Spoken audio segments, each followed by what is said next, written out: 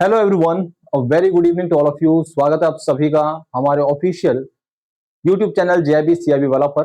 रात के 8 बज चुके हैं और मैं भास्कर मिश्रा आपके लिए आपके JIB paper 4 RBWM retail banking and wealth management का एक खास सेशन लेकर हाजिर हूँ।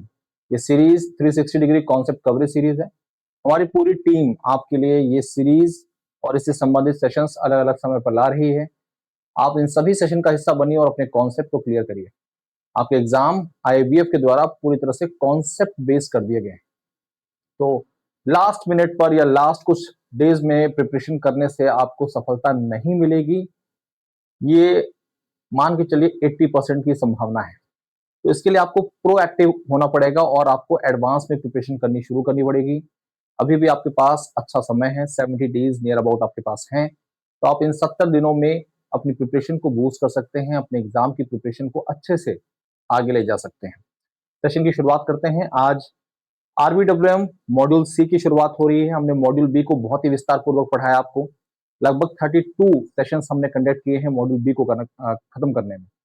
मॉड्यूल सी की शुरुआत हो रही है और मॉड्यूल सी में सबसे पहला ही टॉपिक बहुत ही तूफानी टॉपिक रखा है और वो है मार्केटिंग मिक्स। देखिए, रिटेल बैंकिंग की बात करें तो रिटेल बैंकिंग मार्केटिंग से अछूती नहीं है। मतलब ऐसा नहीं कि बिना मार्केटिंग के बैंकिंग एग्जिस्ट कर जाएगी। मार्केटिंग एक बड़ा सेक्शन है और बिना मार्केटिंग के हम retail banking product and services को आम आदमी तक नहीं पहुंचा सकते। तो लोगों तक सर्व करने के लिए उसके बारे में जानकारी, उसके बारे में अवेयरनेस, उसके बारे में मार्केटिंग करनी पड़ती है। तो मार्केटिंग मिक्स उसी से संबंधित एक बहुत ही इंपॉर्टेंट कॉन्सेप्ट है जिसे समझना और जानना जरूरी है। एग्जाम में यहाँ से केस स्टडी भी पूछा जा सकता है, एमसीक्यू भी पूछे जा सकते हैं। क्लास की शुरुआत हो चुकी है। मॉड्यूल सी पूरी तरह से मार्केटिंग पर ही बेस्ड है और आज का टॉपिक है marketing mix. Lecture number first discuss करने जा रहे हैं मॉड्यूल सी का हम। मॉड्यूल सी आपके एग्जाम में और मॉड्यूल ए, इन दोनों का वेटेज लगभग जैसा रहता है। मान के चलिए 15 के करीब क्वेश्चंस यहां से पूछे जा सकते हैं, 15 के करीब एमसीक्यूज नंबर्स बन सकते हैं। सबसे पहले हम बैंक मार्केटिंग से संबंधित एक डेफिनेशन की बात करेंगे जो कि एक जाने माने एक्सपर्ट के द्वारा दिया गया और वो एक्सपर्ट डर्क वेंडर वेवर है। डर्क वेंडर वेवर के अनुसार बैंक मार्केटिंग एक प्रकार की प्रोएक्टिव बिजनेस स्ट्रेटेजी है। प्रोएक्टिव बिजनेस स्ट्रेटेजी का मतलब हम मार्केट में क्या कैटर करने वाले हैं, मार्केट में क्या अपॉर्चुनिटीज हैं, उनके आधार पर हम उन प्रोडक्ट्स को तैयार करेंगे और इन प्रोडक्ट्स को मार्केट करने के लिए पहले से ही अपनी स्ट्रेटजी तैयार करेंगे जिसमें हम मार्केटिंग मिक्स जैसे कॉन्सेप्ट का इस्तेमाल करेंगे। तो एज पर डर्क वेंडर वेवर, marketing, bank marketing is a proactive business strategy जिसकी मदद से हम किसी ऑर्गेनाइजेशन को उसके एक्सीलेंस तक पहुंचा सकते हैं। तो bank marketing is a proactive is a proactive is a proactive business strategy aimed at organisational excellence. ठीक है। अब आप बोलेंगे सर इस प्रकार के एक्सपर्ट्स की राय क्या हमें याद रखनी जरूरी है? आपकी जानकारी के लिए बता दें, इन सज्जन के द्वारा दी गई बैंक मार्केटिंग की डेफिनेशन इस क्लास में यहाँ पर प्रेजेंट करने का मकसद ही यही है कि ये इंपॉर्टेंट है और एग्जाम में सवाल बना चुके हैं। ठीक है। ऐसे 2-3 और दिग्गज हैं बड़े जिनकी डेफिनेशन आपको पढ़नी पड़ेगी, हम अपने पेड क्लासेस में पढ़ाते रहते हैं। अब तो ये बैंक मार्केटिंग का प्रोसेस है, इसमें कितने स्टेजेस आते हैं? सबसे पहला काम, हमें मार्केट को एनालाइज करना जरूरी है। मार्केट को एनालाइज कर लिया गया तो उसके आधार पर हम प्लानिंग करेंगे, मार्केटिंग की प्लानिंग करेंगे, फिर उस प्लानिंग को इंप्लीमेंट करेंगे, थर्ड स्टेप। और जो भी इंप्लीमेंटेशन है उसको कंट्रोल करना जरूरी है, उसको सुपरवाइज करना जरूरी है। तो इवैल्यूएशन एंड कंट्रोल जिसे बोलते हैं हम लोग। तो जो प्रोसेस ऑफ मार्केटिंग है, प्रोसेस ऑफ मार्केटिंग, इसके अंतर्गत 4 स्टेजेस आते हैं। The first one is the marketing analysis, market को एनालाइज करना। The second one is the as per the analysis हमें उसे प्लानिंग करनी जरूरी है। थर्ड वन इज द उस प्लान को इंप्लीमेंट करना जरूरी है और इंप्लीमेंटेशन के बाद हमें कंट्रोल, कंट्रोल का मतलब होता है जो भी हमने स्टैंडर्ड सेट किए हैं, क्या हमारे टास्क, क्या हमारी एक्टिविटीज, क्या जो रिजल्ट्स आ रहे हैं उस पर मैच कर रहे हैं कि नहीं मैच कर रहे हैं। ठीक है। इससे विद इन टाइम फ्रेम हम अपने गोल्स को अचीव कर सकते हैं। तो these are the 4 stages in bank marketing process. ठीक है। अब हम उस स्ट्रेटजी के बारे में पढ़ने जा रहे हैं जिसकी हम चर्चा कर रहे हैं, जिसके बारे में हमें आज जानना है। अब हम बात करने जा रहे हैं मार्केटिंग मिक्स के बारे में। मार्केटिंग मिक्स क्या है?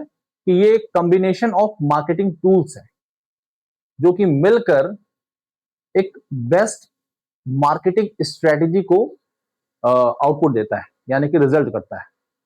एक ऑर्गेनाइजेशन जब भी मार्केटिंग पर फोकस कर रहा होता है तो वो इस कॉन्सेप्ट को इंप्लीमेंट करता है और इस कॉन्सेप्ट के अंतर्गत दिए गए सभी एलिमेंट्स को सही तरीके से इंप्लीमेंट करने के बाद ऑब्वियस ही बात है रिजल्ट अच्छे देखने को मिलते हैं। तो मार्केटिंग मिक्स शुरुआत में ये केवल 4 पीस के साथ था। जैसे जैसे मार्केट जो है वो डायनेमिक होती गई, ये 4 पी बिकम 7 पी। 4 पी पहले एग्जाम में पूछे नहीं जाते थे, पिछले पेपर में 4 पी पूछ लिया गया, इसलिए पढ़ाना भी जरूरी है कि भाई 4 पी क्या था और अब 7 पी क्या है और इनके बीच में कौन से एलिमेंट्स के बीच में डिफरेंसेस है। ठीक है, तो मार्केटिंग मिक्स क्या है? Marketing mix refers to the combination of controllable marketing variables. मतलब कॉम्बिनेशन ऑफ मार्केटिंग टूल्स भी बोल सकते हैं, मार्केटिंग वेरिएबल्स भी बोल सकते हैं, जो कि किसी फर्म के द्वारा यूज किया जाता है अपने मार्केटिंग ऑब्जेक्टिव्स को अचीव करने के लिए टारगेट मार्केट में। ठीक है, तो उसी की डेफिनेशन यहां पे लिखी हुई है। थोड़ा सा शब्दों का हेरफेर हो जाए तो परेशान मत होइएगा। देखिए यहाँ पे लिखा हुआ है सेट ऑफ मार्केटिंग टूल्स, जैसे कि product, price, place, promotion that a firm uses to pursue its marketing objective in the target market. ठीक है, अब एक ऑर्गेनाइजेशन है जिसका टारगेट सेगमेंट मार्केट में है, कोई ये पर्टिकुलर सेगमेंट है। अब उस टारगेट सेगमेंट में अपने ऑब्जेक्टिव्स को अचीव करने के लिए इन मार्केटिंग टूल्स या इन वेरिएबल्स का इस्तेमाल किया जाता है, जिन्हें हम अपने हिसाब से कंट्रोल कर सकते हैं। ठीक है, और इसलिए इस पर्टिकुलर ऑब्जेक्टिव को हम बिजनेस स्ट्रेटजी का नाम देते हैं, मार्केटिंग स्ट्रेटजी का नाम देते हैं। अभी हमने बताया आपको कि पहले ये 4 पीस थे, यानी कि 4 पी जो कि मार्केटिंग मिक्स के अंतर्गत 4 पी वाले एलिमेंट्स आते हैं। तो traditional marketing mix 4 Ps, it is commonly known as the 4 Ps of marketing. The first one is the product. भाई आखिर हम मार्केट में क्या सर्व करने जा रहे हैं? एक बैंक या फिर कोई दूसरी इंडस्ट्री वो मार्केट में क्या सर्व करेगी? कोई ना कोई प्रोडक्ट या कोई किसी सर्विस को ही तो मार्केट में सर्व करेगी कस्टमर को। तो first P should be the product. पहला पी क्या होता है? प्रोडक्ट होता है। व्हाट इज बीइंग ऑफर्ड, जो हम ऑफर करने जा रहे हैं या ऑफर कर रहे हैं, क्वालिटी उसकी क्या है, फीचर्स क्या है, ब्रांडिंग, पैकेजिंग, वारंटी, ये सब चीजें प्रोडक्ट से संबंधित है। अब the second one is the price. अगर प्रोडक्ट है तो उसका प्राइस होगा, और प्राइस बहुत ही मार्केट ऑब्जेक्टिव होना चाहिए। मतलब मार्केट को देखते हुए हमें प्राइस को यहाँ पर रखना जरूरी है। अगर नया प्रोडक्ट है, मार्केट में अभी ज्यादा पहचान नहीं है, तो हम आमतौर पर प्राइसेस को कम रखते हैं, जैसे हम ज्यादा से ज्यादा लोगों को टारगेट कर सकें। ठीक है, what is the customer page, what the customer page, pricing strategy, discounts, credit terms, ये सब चीजें इसके अंतर्गत आती हैं।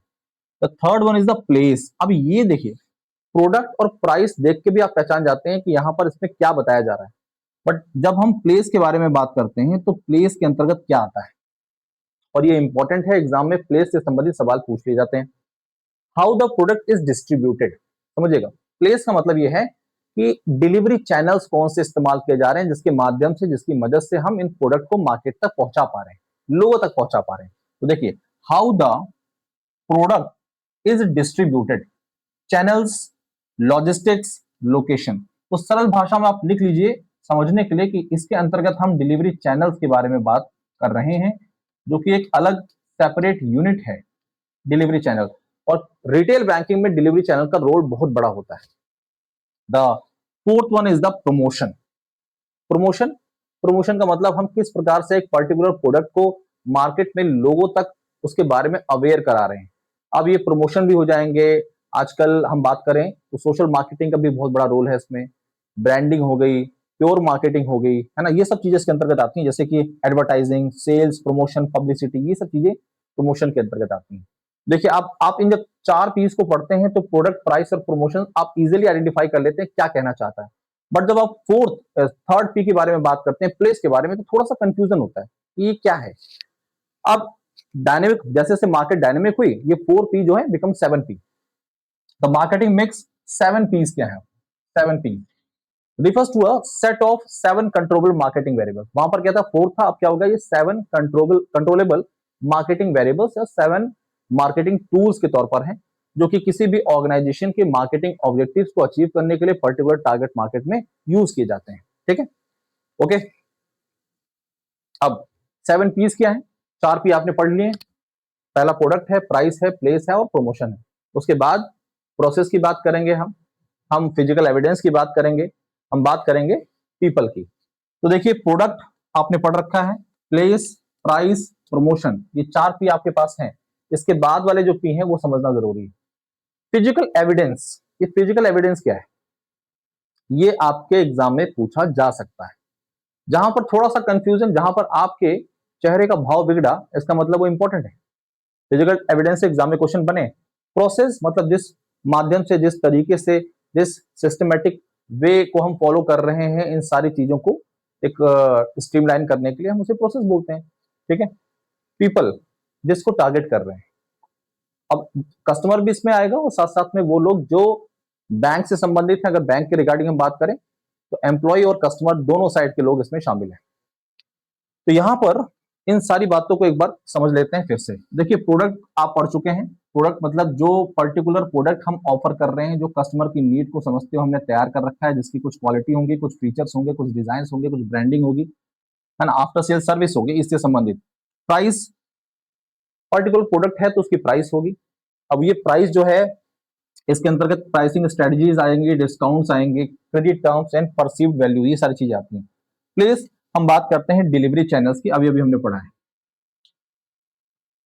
प्रमोशन, एडवर्टीजिंग, प्रमोशन, पब्लिसिटी, ये सब चीजें इसके अंतर्गत आ जाती हैं। Personal selling, public relation, customer relationship management, ये सब चीजें इसके अंतर्गत आ जाती हैं। अब बात कर रहे हैं पीपल की। People, all human elements involved in service delivery including employees, management and customer। तो सब इसमें शामिल है। ऐसा नहीं केवल कस्टमर को हम फोकस कर रहे हैं, क्योंकि एक अच्छा एम्प्लॉय एक अच्छे तरीके से कस्टमर को डील कर सकता है, कस्टमर तक सर्विस प्रोवाइड कर सकता है। तो यहाँ पर एम्प्लॉय का भी रोल बड़ा है कस्टमर तक सेवाएं पहुंचाने के लिए। अब बात करते हैं प्रोसेस की। The procedures, mechanism, flow of activities by which the service are delivered to the customers। And the last one, which is important, physical evidence। Physical evidence important है मार्केटिंग मिक्स में, और इसके बारे में आपको जानकारी होनी चाहिए। The tangible cues that help customer evaluate a service, मतलब वो चीजें जिसको देखकर कस्टमर किसी एक पर्टिकुलर कंपनी, ब्रांड के बारे में चीजें समझ पाए। जैसे state bank of India, state bank of India का लोगो, उसके एम्प्लॉइज, उसकी ब्रांडिंग, उसके प्रीमिसेस, उसका एम्बियंस। ठीक है, तो ये सब चीजें क्या है, इसकी मदद से किसी पर्टिकुलर ऑर्गेनाइजेशन के बारे में हमारे दिमाग में कुछ व्यूज जनरेट होते हैं। ठीक है, जैसे कि एम्बियंस है, लेआउट है, ब्रोचर्स है, वेबसाइट है, अपीयरेंस ऑफ स्टाफ, ये सब चीजें क्या है, फिजिकल एविडेंस है जो किसी भी ऑर्गेनाइजेशन, पहले ऑर्गेनाइजेशन फिर उसके प्रोडक्ट, ठीक है, उसके बारे में जानकारी देती है। अब आपके जेईबी एग्जाम आप क्लियर करना चाहते हैं एक बार में, अगर क्लियर करना चाहते हैं एक बार में साथियों, तो आपके लिए यहां पर बहुत ही इफेक्टिव वन स्टॉप सॉल्यूशन है। और वो वन स्टॉप सॉल्यूशन क्या है, उसके बारे में आपको फटाफट जानकारी देता हूं, बस 1 मिनट का समय दीजिए मुझे।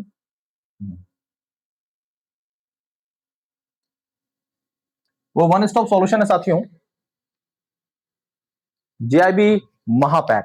JIB Mahapack is the one stop solution जिसकी मदद से आप अपने सारे पेपर एक बार में टारगेट कर सकते हैं और एक बार में क्लियर कर सकते हैं। इसीलिए हम इसे क्या बोलते हैं, वन स्टॉप सॉल्यूशन। क्यों, इसके पीछे कारण क्या है, आपके जो 4 मेन पेपर हैं इनका आपको एक्सेस मिल जाता है महापैक के अंतर्गत, बट इसके अलावा आपको 15 प्लस बैचेस का एक्सेस मिल जाता है। 15 प्लस बैचेस, जिसमें foundation 2.0, foundation plus MCQ plus case study, crash course, मतलब एक पर्टिकुलर टाइम पीरियड के लिए आपने बैच लिया है महापैक, उस टाइम पीरियड में जितने भी बैचेस हमारे हैं प्लेटफॉर्म पर, वो सब आपके लिए अवेलेबल है, सबका एक्सेस आप तक पहुंच जाएगा। आप फाउंडेशन से लेकर क्रैश कोर्स तक के बैचेस पढ़ सकते हैं। ठीक है, 6 मंथ, 12 मंथ, 24 मंथ ये वैलिडिटीज हैं। 2799, 3999, 5999 ये प्राइसेस हैं, बहुत ही अफोर्डेबल प्राइसेस है। ध्यान रखिएगा, आपको इसमें दिक्कत परेशानी नहीं होनी चाहिए, क्योंकि ये मार्केट के बेस्ट प्राइसेस हैं। अब फाउंडेशन 2.0 बैच आपकी डिमांड पर मार्केट में इंट्रोड्यूस किया गया और ये दो प्लान में आता है, रेगुलर प्लान जो कि 1999 में है और प्रो प्लान। इसकी खासियत क्या है? सबसे पहले तो आपके दिमाग में आएगा रेगुलर और प्रो में डिफरेंस क्या है। देखिए, प्रो में आपको जेआईबी से संबंधित 4 जो बुक्स हैं, मार्केट की इफेक्टिव बुक्स, वो मिल जाती हैं। तो आपको अलग से बुक परचेज करने की जरूरत नहीं है। अगर अलग से परचेज करेंगे तो लगभग आपको वो 1224 की मिलेंगी और यहाँ पर वही बुक्स आपको नियर अबाउट 1000 के करीब मिल जाती हैं, यानी कि उसमें भी आपको फायदा है। फुल लेंथ मॉक टेस्ट मिलते हैं, अनलिमिटेड प्रैक्टिस टेस्ट सीरीज सब मिल जाती हैं। इसके अंतर्गत आपको मेंटरशिप बैचेस मिलते हैं, आप जहां पर जूम के थ्रू हमारे साथ कनेक्ट कर सकते हैं। इसके अलावा module wise DPPs, class note, 24/7 doubt solution, you will get everything in pro batches. तो एक बार मैंने आपको प्रो की सारी बातें बता दी हैं, तो आपको ये सारी बातें क्लियर हो गई होंगी। अब हम बात करते हैं वीकेंड बैच की। देखिए, वीकेंड बैच की खासियत क्या है? ये उन बैंकर्स के लिए है जिन बैंकर के पास समय की बहुत कमी है, मतलब वो डेली अप डाउन करते हैं अपनी ब्रांच से और ब्रांच भी उनकी दूर है। अब आप 8 से 10 घंटे बैंक को दे रहे हैं, उसके बाद 2 ढाई घंटे आने जाने में आप समय लगा रहे हैं, इट्स मीन आपके 13-14 घंटे खत्म हो चुके हैं। घर पहुंचने के बाद इतनी हिम्मत नहीं कि पढ़ाई कर पाए यार हम।